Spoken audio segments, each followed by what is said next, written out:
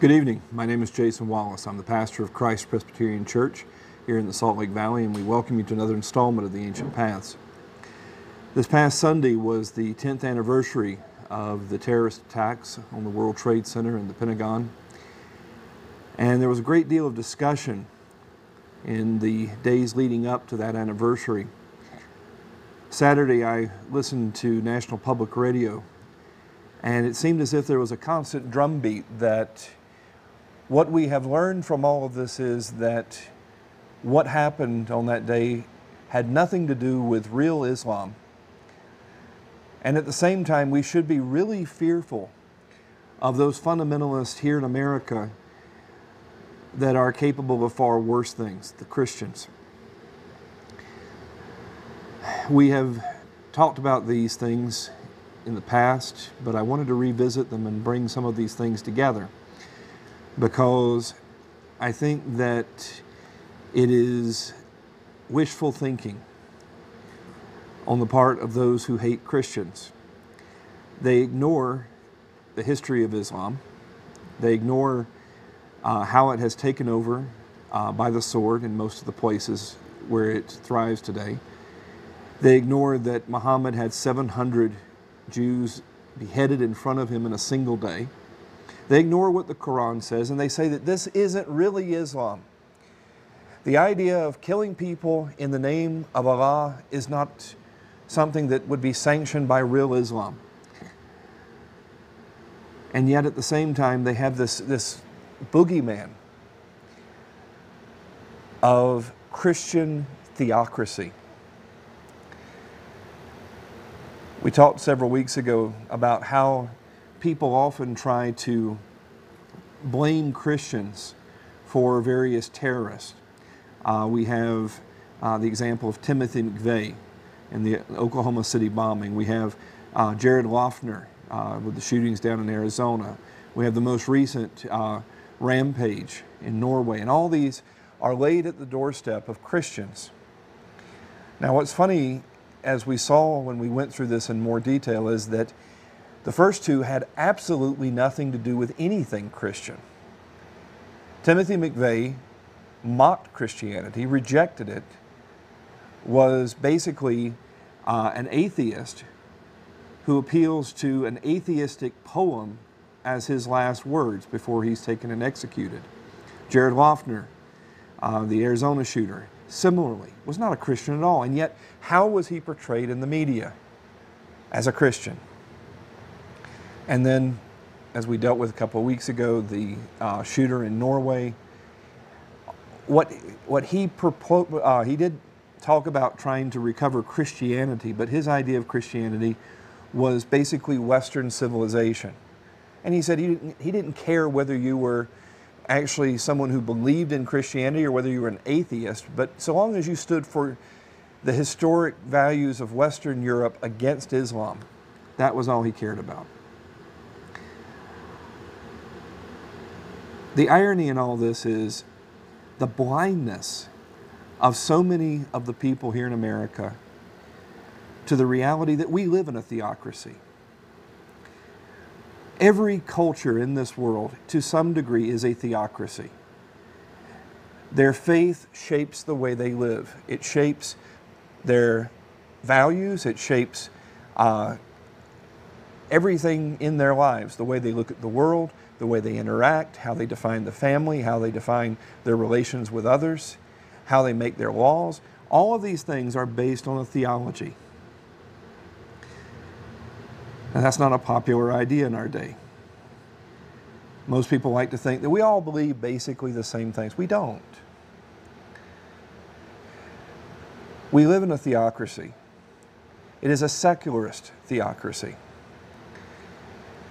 Now that may seem to be a contradiction in terms, but my argument this evening is going to be that we have a theocracy that is arguably more overbearing than medieval Europe ever was.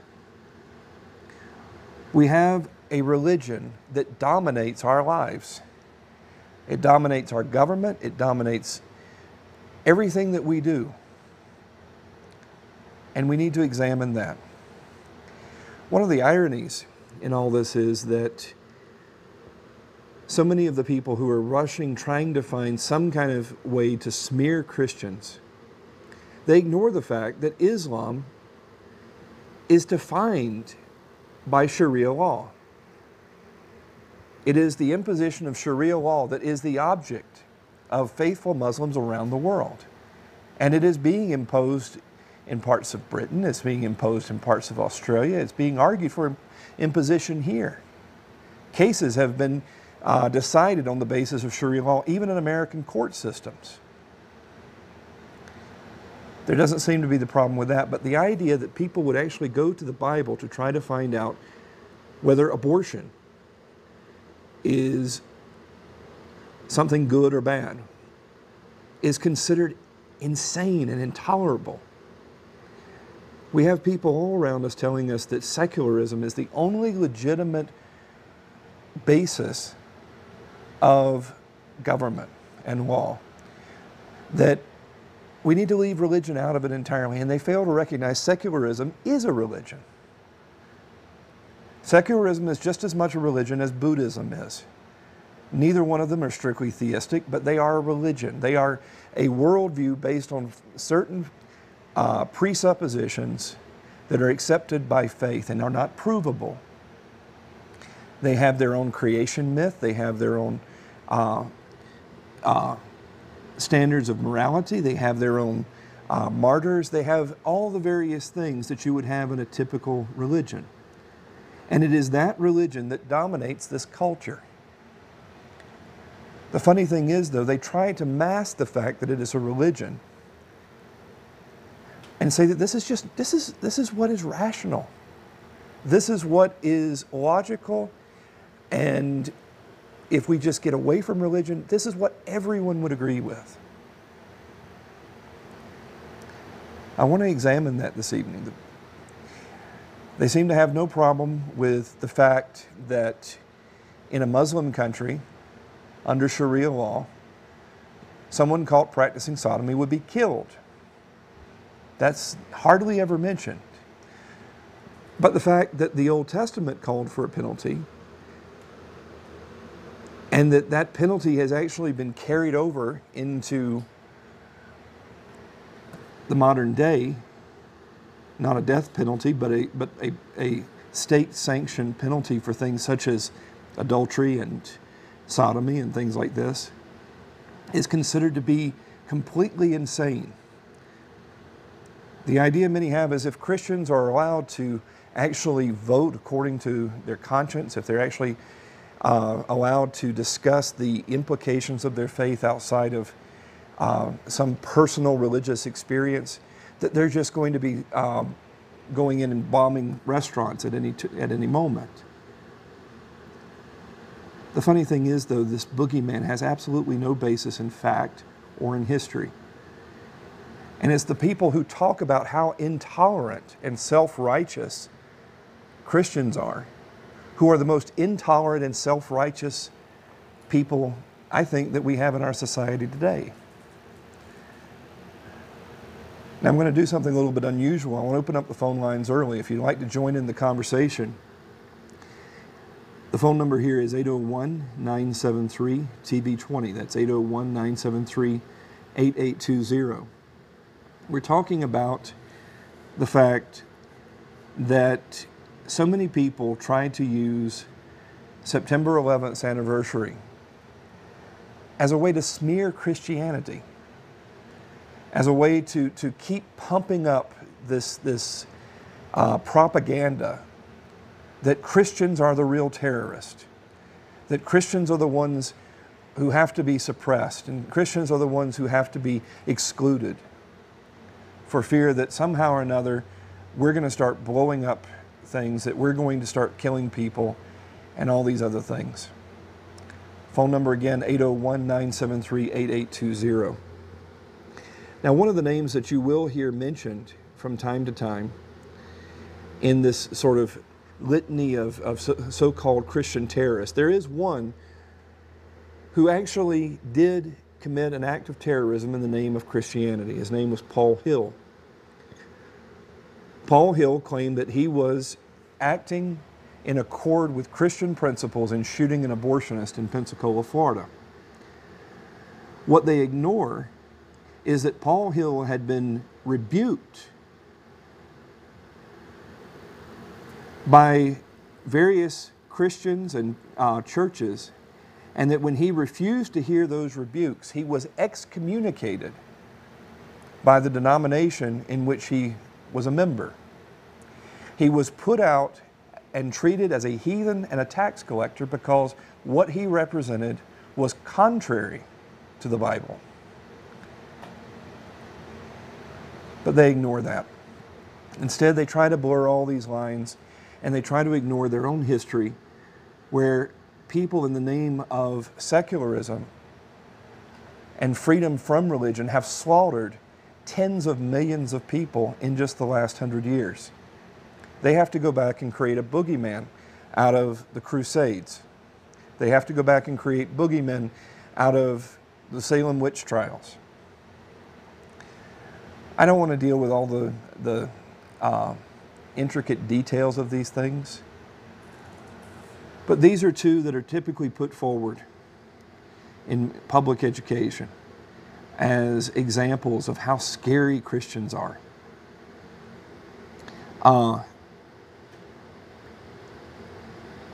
They ignore the fact that Muslims conquered most of the Roman Empire and much of the old Roman Empire and basically all of the Persian Empire and beyond under the sign of the crescent moon and in the name of Allah. They were fighting a religious war. Like almost every other war in all of human history, they were claiming that they were fighting a war and that their God was in favor of what they were doing. The Canaanites thought that Baal was with them. A host of others have thought that their various idols and gods have been with them. When the Christians fought back, they did not fight as secularists. They did not divorce themselves from religion. They believed that these Muslims who had conquered all of northern Africa, crossed over into Spain, conquered most of Spain, and then had invaded France, all trying to destroy the powers that were there, to enslave the people, to force Islam upon them. When they fought back under the sign of the cross as opposed to the crescent moon. I mentioned 2 weeks ago when we had Mark Hausum on the program that this is where we get the croissant. The French developed this to celebrate the Battle of Tours, in which Charles Martel, Charles the Hammer, defeats the Muslim forces and begins pushing them back out of Europe.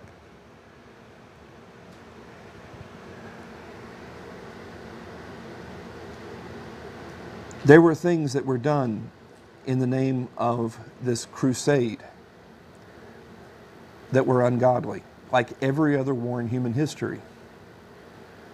But we have a basis on which to denounce it.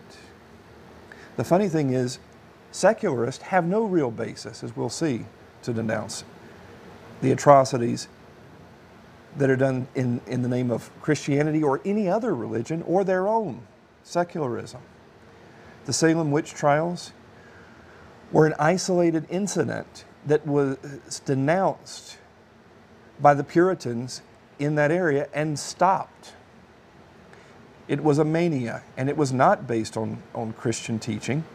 It was based on a bunch of folk magic and folklore, and it was not based on what the scriptures say at all. They believed that they were taking purported testimony from young girls in trances and a host of other things. There was madness in that. There's been madness in the name of just about every group out there. But how does that compare to Stalin? How does that compare to Mao? How does that compare to the Khmer Rouge in Cambodia? How does that compare to Idi Amin? These are all in the last 100 years. For the dozen people that are put to death in the Salem witch trials, They put to death dozens of millions, scores of millions. But I want to focus on what makes them a religion. But before we go to that, I'm going to go ahead and take our first call. We have with us Gary from Brigham City. Gary, good to have you with us. Hello? You're on the air. Okay, this is Gary Cunningham. I'm from Brigham City. I was thinking that maybe you've been just a little too easy on the secular humanist in the sense that, you know, God says that you either are following me or if you're not following me, you're following the devil. Mm-hmm. And the secular humanists tend to try to skate that, with their atheism. I don't believe in any of the devil or anything else. But the reality is they are truly aligned with him, and they're doing his will here on earth. Yeah. Okay? Oh, I agree. Thank you. Okay. I think sometimes you're just a little easy on them. Sorry about that. I try to be fair. I try to be measured because it's easy sometimes to overstate, and I try to make sure that the substance doesn't get isn't ignored because of sometimes the overstating things. But thank you, Gary. By the way, I think you said your last name's Cunningham. I'd encourage you to read William Cunningham, great Scottish theologian of the 19th century. But this was one of the things that was mentioned on National Public Radio about how scary Christians are because they see things in black and white. The funny thing is, so do the secularists. They see things in terms of secularism and irrationality. They see things not in terms of godliness and ungodliness. They don't see them in terms of truth and error. They see them rather in terms that they are the reasonable, rational people, and they have a clear, logical basis for everything they hold to. And then there's all these crazy people who are making these leaps of faith. The problem is secular humanism is a religion. It has been admitted to be a religion by some of its leading proponents. John Dewey, we'll talk about him next week. We're going to have a former public school teacher talking about what really goes on in public schools and how did we get public schools in the first place? Because some people just assume that there have always been public schools. They fail to recognize that the public school system as we have it now is largely an invention of the 19th century that really didn't take over until the 20th century. And it has been the greatest engine of atheism and big government, a messianic government that the world has ever known. We have always understood education to be inherently religious. How do we know what's true? The secularists claim they're being neutral, but they're not. And we'll talk about that in a moment. But essentially Gary says I'm being too soft. Let's put it in some hard terms. I would argue that we are in a secularist theocracy with secularist Sharia law, and that the public school system has, quite frankly, become the madrasas of secularism. The madrasas, the schools in Islam that help inculcate the faith. We're sending our children, at the rate of over 90% of professing Christians are sending their children to schools that are based on a religion hostile to Christianity. So why do I say it's a religion? John Dewey, Julian Huxley, the first Humanist Manifesto, even the U.S. Supreme Court in 1961, have all frankly admitted that it is a religion. They have sought religious privileges in terms of free exercise, in terms of tax-exempt status as a religion, and they've been granted it. But it's not considered a religion when it comes to the Establishment Clause. They can have their creation myth, Darwinism. And we could spend the rest of the time here just talking about the problems with Darwinism. Darwinism does not stand up to scrutiny. Darwinism is basically a gratuitous assertion. It is the survival of the fittest. Well, who are the fit? Those who survive. Philip Johnson does a wonderful job. He's a professor of law at University of California, Berkeley, not exactly one of the most fundamentalist institutions of higher learning in the country. University of California, Berkeley law professor points out this is a tautology. It doesn't predict anything. All it does is it gives a description of what people think was the process to bring something about. But it is not science because it is not falsifiable. It is simply an assertion. Darwinism has morphed from the original version where Darwin said that there was small gradual change over extremely long periods of time, to where now they realize that doesn't work and it doesn't fit with what we see in the fossil record. So now it's been reworked completely. Now it's punctuated equilibrium, where when you go from one era to the next, these different forms of life are completely formed. You don't see these intermediate forms that Darwin expected. Instead, you see things pop up fully formed, and they don't change. We see that animals, with some exceptions, but generally speaking, when an animal appears, it stays the same. And so we have animals that have, supposedly according to the Darwinist timetable, have been around tens of millions of years and are fundamentally the same. We have animals that supposedly went extinct, like the coelacanth. And they said that it had been extinct for millions of years until they caught one back in the 1920s. But they have a creation myth. And how do they know that it's true? Because it is a naturalistic explanation for the world. And they presume, before any evidence is weighed, before anything else is taken into consideration, a priori, they assume that everything must have a naturalistic explanation. They assume that true science can only exist when you have a closed worldview. Never mind the fact that almost every scientist prior to the 20th century was some form of theist, if not an overt Christian. Men like Isaac Newton were professing Christians. Isaac Newton actually wrote a commentary on the book of Revelation. It's kind of goofy, but nonetheless, he saw his understanding of the natural world, God's revelation through that general revelation through the natural order, and God's special revelation in the Bible is going hand in hand. They have created this fiction that these things are self-evident. But as I hope we're going to see in the coming weeks, this is something that is not self-evident. They are making a leap of faith.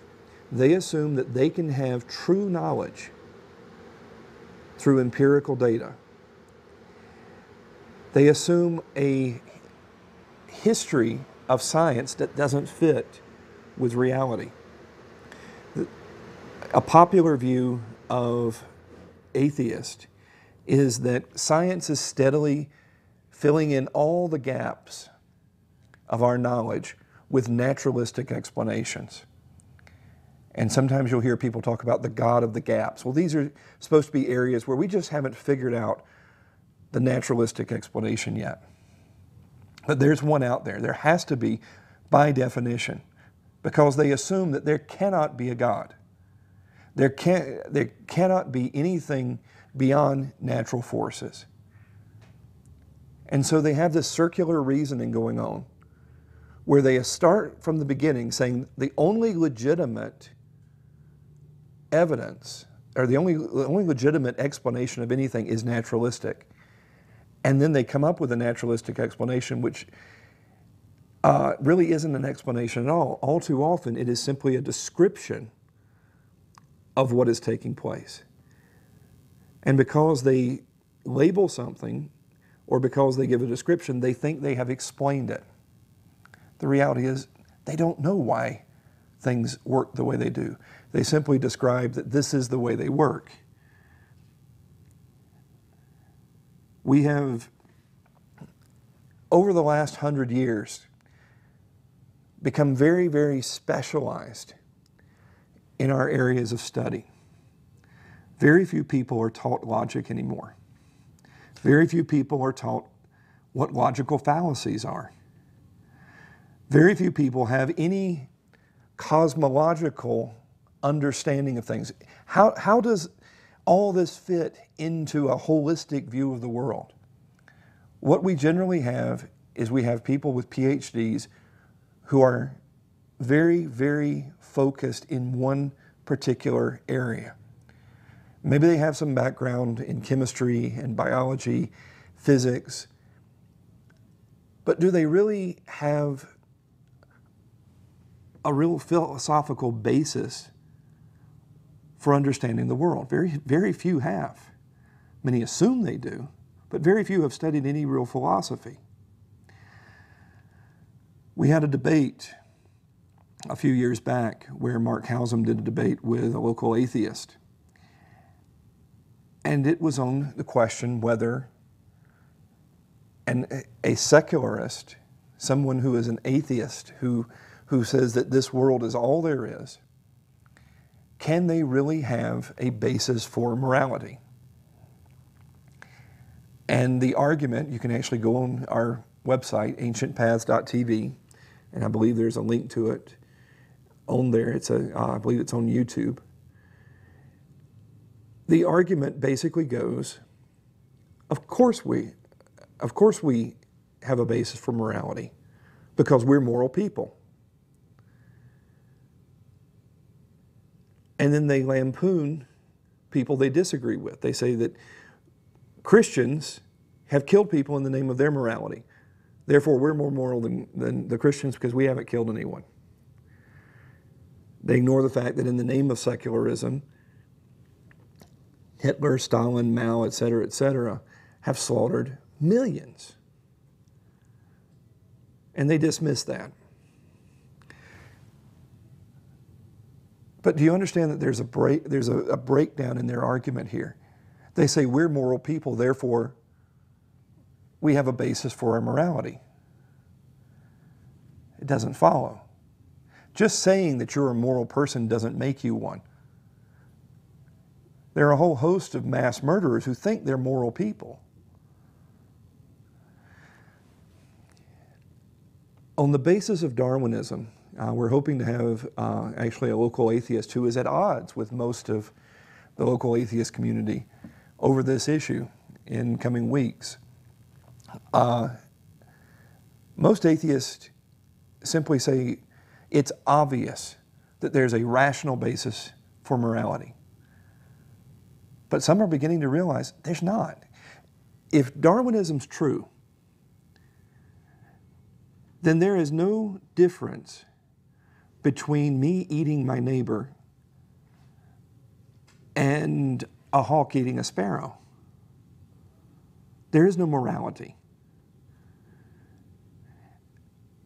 If all we are is the product of chance, if, as Robin Williams put it in the Dead Poets Society, if all we are, if we and all we do is nothing more than food for the worms,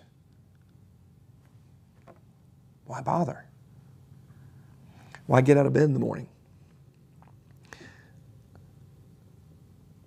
They say because we can bring about things that bring pleasure. Why should anything bring pleasure? Is it better? I mean, some people get pleasure out of hurting other people or hurting small animals. Is that moral? You see, true consistency says if Darwinism's true, there's nothing good, there's nothing bad. That's a lot of fun for teenage boys when they realize that if that view of the world is true, there's no one to tell them that what they want to do is wrong. But as they get older, they begin to realize, well, there's also nothing right. They have no basis on which to say their neighbor shouldn't steal from them. They have no basis on which they can tell someone they shouldn't lie to them. I mean, in Darwinism, if you can lie to someone and get away with it, why not? They go through these elaborate arguments about how truth is supposedly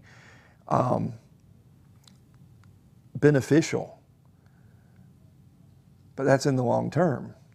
In the short term, if you can sucker someone, then why not? There is no basis for any kind of secularist morality. Instead, they just keep saying there is.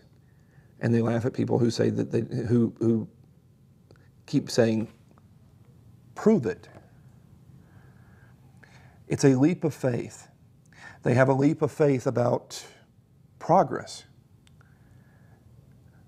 Many times you'll hear people make statements like, well, you're on the wrong side of history. They believe that history actually is going somewhere. But that doesn't fit with a Darwinist view of the world. Darwinism isn't going anywhere, it just is. The idea that it's actually going somewhere good isn't going to matter to you and me. What you find with this whole view of the world is an inconsistency. It is a religion that is based on leaps of faith, on experiences that are just as illogical, if not more so, than anything they try to criticize. I want to open up the phone lines again. The phone number here, 801-973-TV20. That's 801-973-8820. We're talking about the fact that we live in a theocracy, but it's a theocracy of secularism. Their God is not a personal God, but it is a God. They assume that history is going somewhere. They assume that there is a standard of right and wrong. They love to apply it to other people. They love to criticize Christians as intolerant, and yet what we see is that they are very intolerant. The National Academy of Sciences has actually proposed or dealt with the proposal to bar anyone who believes in a supernatural creation from pursuing a higher level degree in this country. They've actually flirted with the idea that, you know, if you don't buy into this Darwinist myth, you shouldn't be allowed to get a PhD and speak with any kind of authority. There have also been proposals that if someone wants to be a medical doctor, they should be forced to perform an abortion. That this will help solidify the acceptance of abortion in our culture.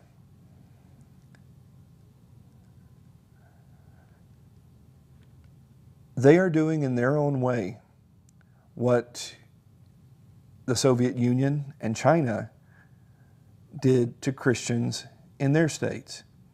What did they do? Soviet Union was an officially atheist country. They were an atheistic dictatorship, and they were going to free people from the shackles of superstition. How were they going to do that? They would imprison people for being Christians, especially pastors. They would declare them mentally ill and send them to an insane asylum to be re-educated. We have people today proposing, we actually discussed it on this program with the president of the Atheists of Utah. He said that he believed it was child abuse to teach a child religious instruction. And I pressed him, because he's not alone in this. This is something that has been argued by numerous people. Should the state prohibit parents from giving their children religious education? And he didn't want to answer the question. You can go back and see it on our past episodes. The funny thing is, though, he was not consistent with his own view of the world. His wife, if I remember correctly, had multiple sclerosis. And he was very much in favor of aborting babies in order to use their cells to try to heal his wife. And I asked him why. From a Darwinist perspective, isn't she unfit? Why should we kill babies to heal your wife? Why does your wife have any value at all? Why is your wife any more valuable than, why be committed to your wife in the first place from a Darwinist perspective? And what we got was more gratuitous assertions. Because it's obvious I should be. By what standard? By whose standard?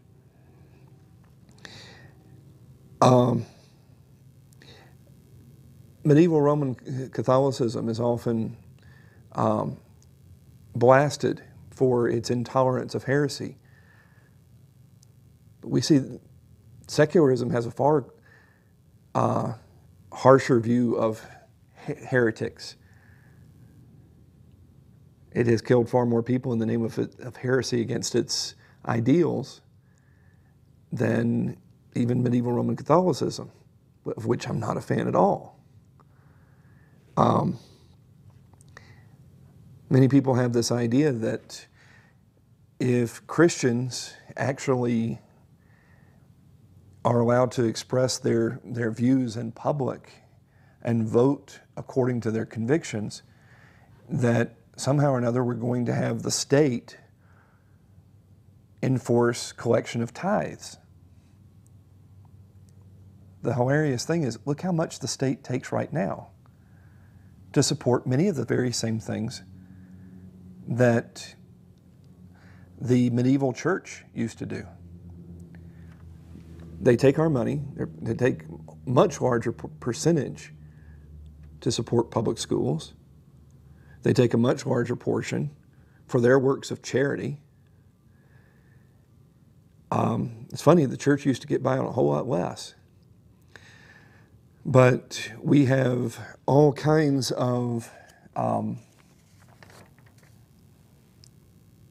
ideas of what a secularist charity looks like.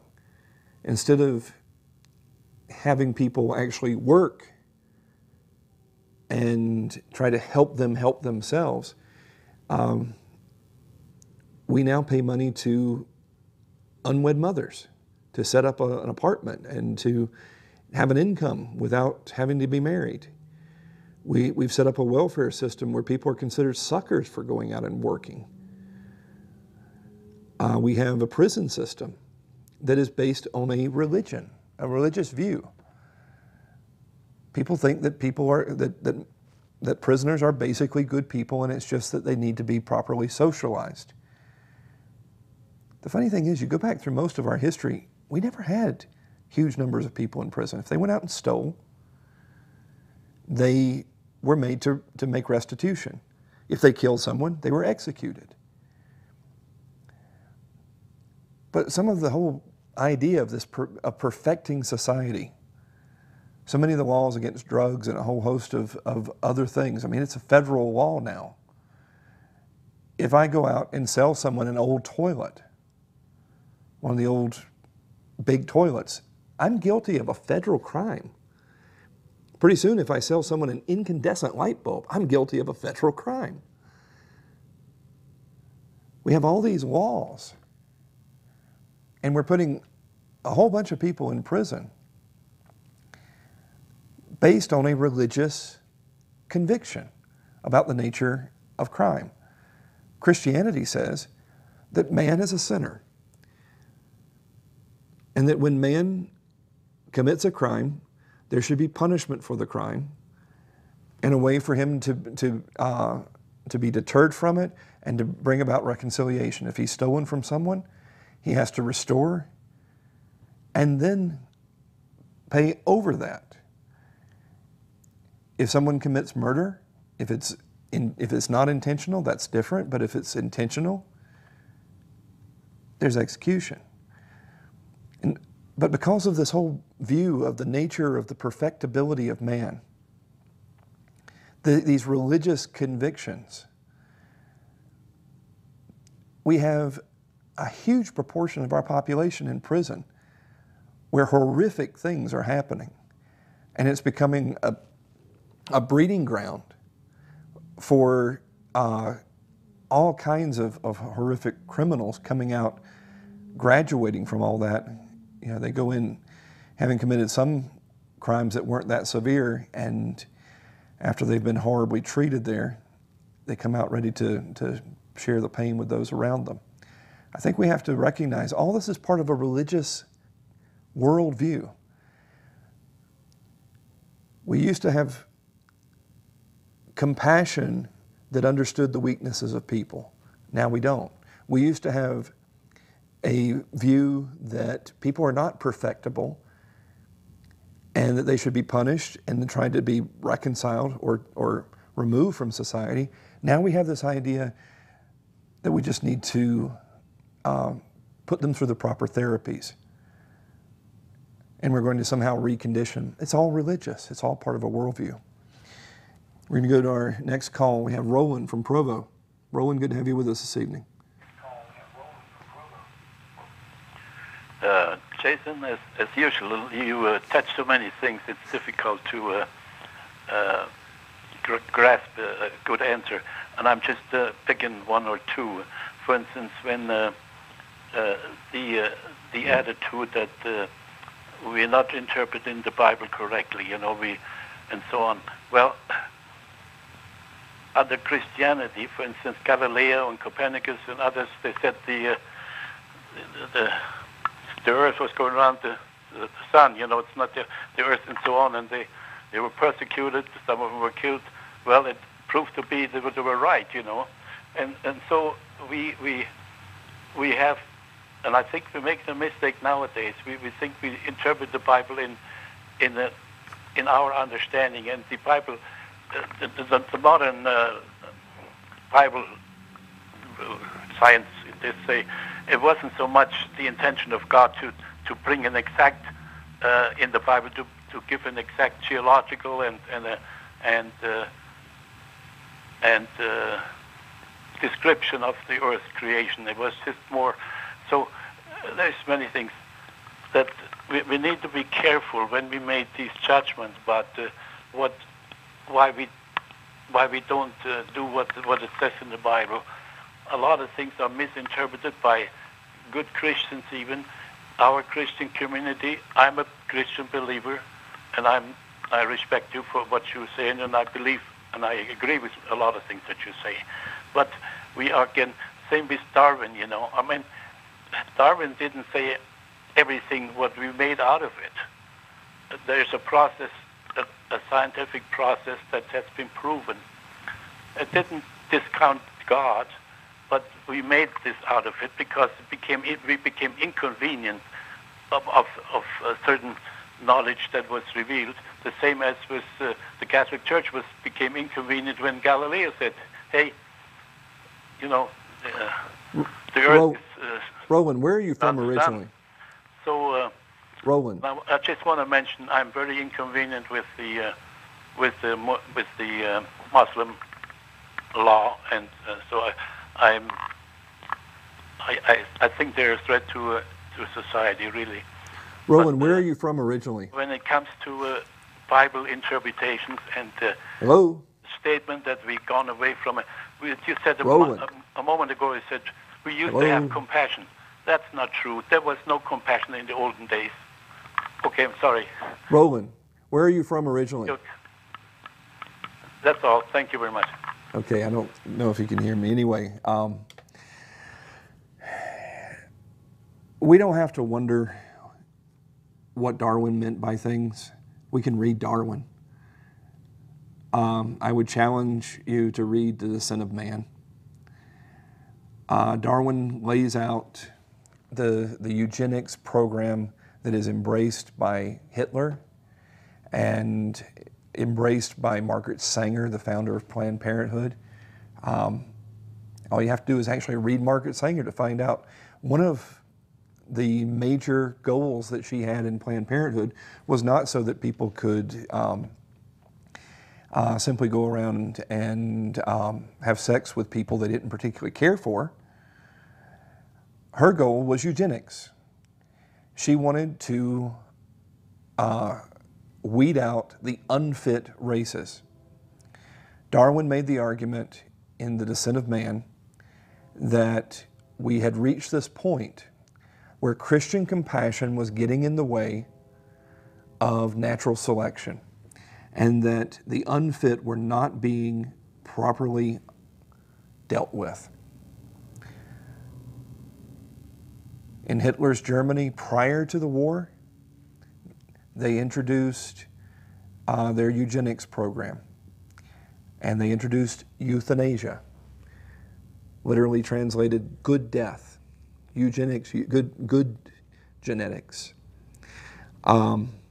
They picked out the useless eaters, as they were called, and they first of all they sterilized them. People who were retarded, people with Down syndrome, people who were chronically ill, they tried to make sure that they did not reproduce. Then they graduated from simply saying you couldn't reproduce to where, you know what, you're taking up space, you're using up resources. And so they killed them. And this is before the war. This isn't the concentration camps. And you go back and you find out that the New York Times praised them.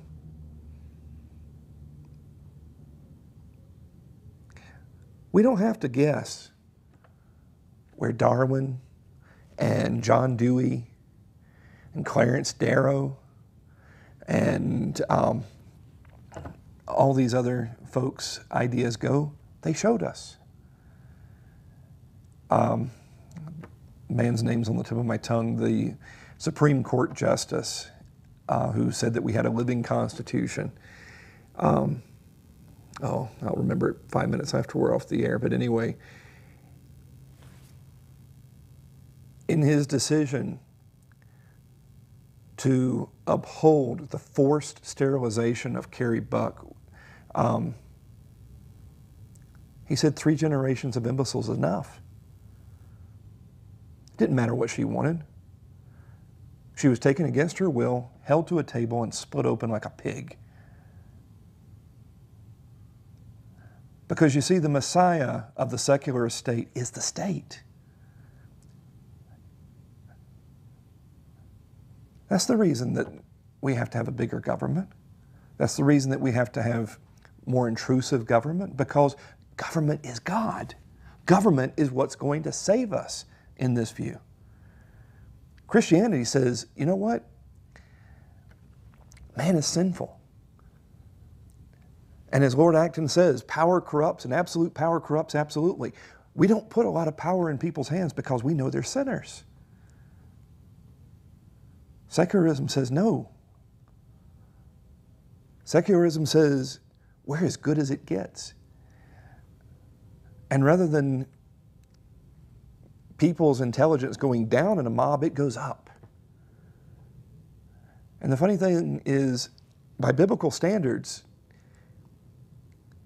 if you tied to the church, and Israel was warned that their king was going to take 10% from them, that's 20%. That's less than any of the modern states take.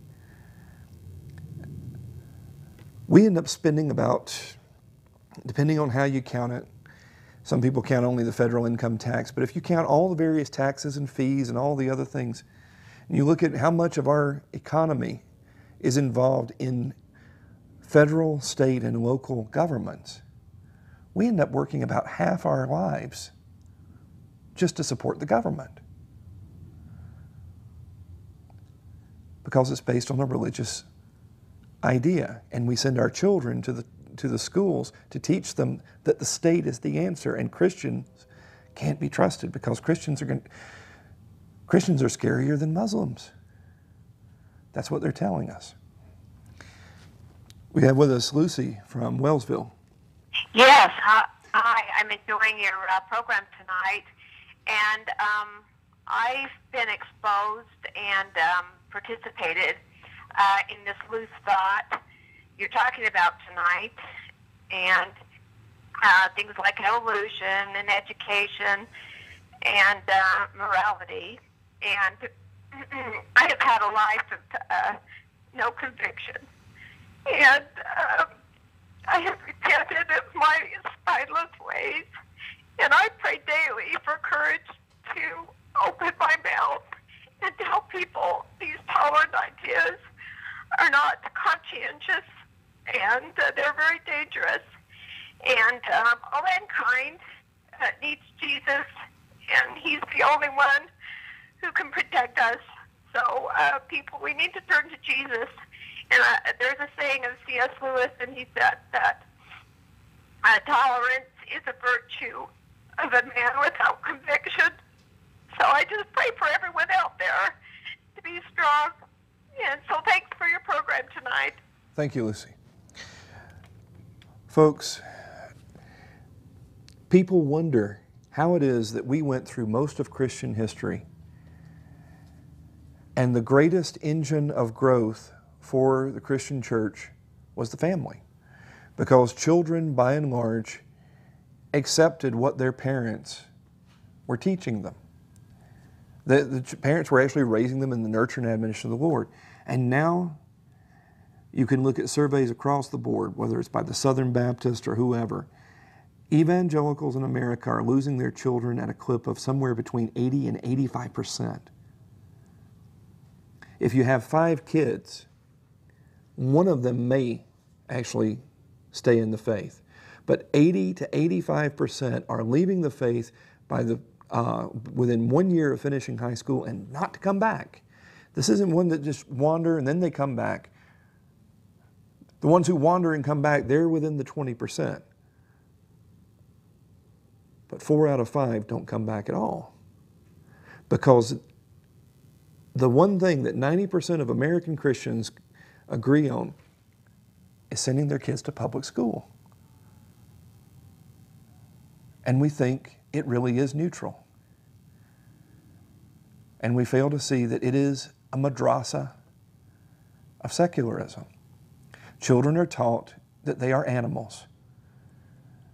They are taught that not only is there no truth, no virtue, but the real virtues are in despising the things that their parents hold to. That real virtue is embracing rights for animals while denying rights for children. That it's worse to cut down a tree than it is to abort a child. They're told that it's not a virtue to wait until marriage, but the real virtue is experiencing all that the world has to offer, all the various sensations and taste and satisfactions. They're being told that Christians are the scourge of history. And they have no idea what the other side is. They're not told what paganism was like. They're told about the glory that was Greece. Never mind the fact that it was perverse. Never mind the fact that it was collapsing under its own weight. They're taught nothing about the decadence of past generations. They're only taught about the supposedly intolerant Christians. What do we expect when we turn our children over to a state that claims to be our Savior? We will deal with more of this next week. We'll have a former public school teacher talking about what actually goes on in schools and how we got the public school system and what she sees as the legitimate alternatives to it. We hope that you will be with us. This show is sponsored by Christ Presbyterian Church. We are a congregation of the Orthodox Presbyterian denomination. We believe the Bible is our only infallible rule of faith and practice. We believe that we are sinners saved by grace alone, through faith alone, in Jesus Christ alone. We stand for the historic biblical faith of the Christian Church. We meet Sunday mornings at 11 a.m. and Sunday evenings at 5:30 p.m. at 8630 West, 2700 South. That's Main Street, Magna. We invite you to worship with us. We have a sister congregation, Berean Presbyterian, in Ogden. It meets at 9 a.m. at 3350 Harrison Boulevard. We also have a Bible study going on down in Utah County, and we're trying to organize Bible studies in Park City and in Heber. If you would like more information, or if you have an interest in a Bible study in your area, we encourage you to call us. I want you to realize we have nothing to fear from truth. We have so sold out trying to be popular that we don't recognize that we have all the weight of truth on our side, because we have Jesus Christ, who is the way, the truth, and the life. And we can defend our position. We aren't relying on gratuitous assertions. We actually can show the consistency of it all. We invite you to worship with us soon. You can also contact us at 801-969-7948. Till next week, we wish you the Lord's greatest blessings. Good night.